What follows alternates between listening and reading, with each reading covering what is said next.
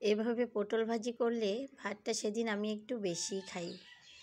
এভাবে পটল ভাজি করলে অনেক বেশি টেস্ট হয় এবং খুব বেশি ভালো লাগে। হ্যালো এভরিওয়ান, আসসালামু আলাইকুম। আজ আমি আপনাদের সাথে শেয়ার করব পটল ভাজি। তো এখানে হচ্ছে যে পটলটাকে আমি খোসা ছিলিয়ে হচ্ছে যে এভাবে মানে গোল গোল আকারে কেটে নিয়েছি। এটা আসলে আমি কাটার ভিডিওটা দিইনি, ভিডিওটাকে খুব বেশি বড় করতে চাইনি বলে হচ্ছে যে আমি দিইনি। তো দেখে নিশ্চয়ই বুঝতে পারতেছেন যে আসলে আমি কিভাবে কেটে নিয়েছি। এবার হচ্ছে যে আমি সরাসরি চুলোর মধ্যে আসলাম। চুলোর মধ্যে এখানে হচ্ছে যে আমি দিয়ে দিলাম 3 টেবিল চামচ পরিমাণ তেল এবং এখানে দিয়ে দিলাম রসুন কুচি। রসুনটাকে হচ্ছে যে একটু ভেজে নিয়ে এখন হচ্ছে যে এর মধ্যে আমি একটি লাল মরিচ দিয়ে দিলাম, লাল শুকনো মরিচ দিলাম এবং এখানে হচ্ছে যে 4-5টি কাঁচামরিচ হচ্ছে যে কেটে দিলাম। এবার হচ্ছে যে এখানে একটি বড় সাইজের পেঁয়াজ দিয়ে দিলাম। সবগুলো উপকরণ আমি হচ্ছে যে খুব ভালোভাবে ভেজে নিব। এই ভাজিটা হচ্ছে যে এভাবে করলে খেতে কিন্তু খুব বেশি ভালো লাগে, গরম ভাতের সাথে অথবা হচ্ছে রুটি পরোটার সাথেও খেতেও খুব বেশি ভালো লাগে। তো পটল ভাজি হচ্ছে যে যেভাবেই করি না কেন খেতে ভালো লাগলেও এভাবে করলে অনেক বেশি খেতে টেস্ট হয়।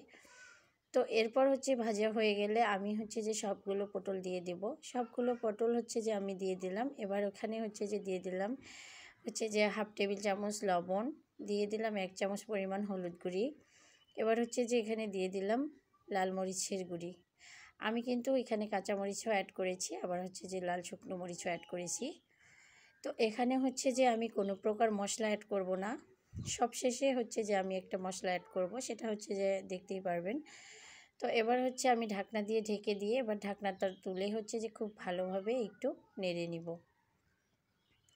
পটলটা সেদ্ধ হতে কিন্তু খুব বেশি সময় লাগবে না, এটা খুব তাড়াতাড়ি হচ্ছে যে সেদ্ধ হয়ে যায়। তো এখানে হচ্ছে যে আমার একটু পানি বের হয়েছে পটল থেকে, তো এটা খুব তাড়াতাড়ি হচ্ছে যে শুকে যাবে এবং পটলটাও সেদ্ধ হয়ে যাবে। এভাবে হচ্ছে যে আমি নেড়ে চেড়ে আবারও হচ্ছে যে ঢেকে দিব। কিছুক্ষণ অপেক্ষা করব, এরপর আবারও আমি ঢাকনা তুলে হচ্ছে যে খুব ভালোভাবে একটু নেড়ে চেড়ে নিব।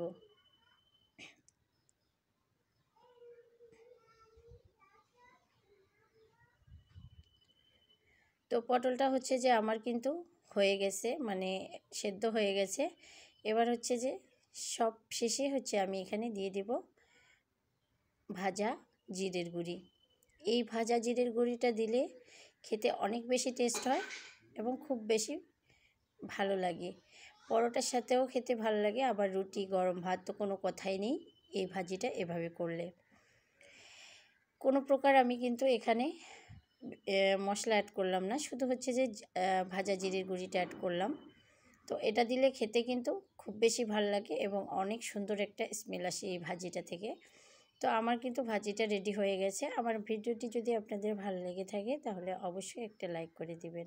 যারা ফেসবুক থেকে আমার এই ভিডিওটি দেখছেন আমার পেজটিকে ফলো করবেন, যারা ইউটিউব থেকে দেখছেন আমার চ্যানেলটিকে সাবস্ক্রাইব করবেন।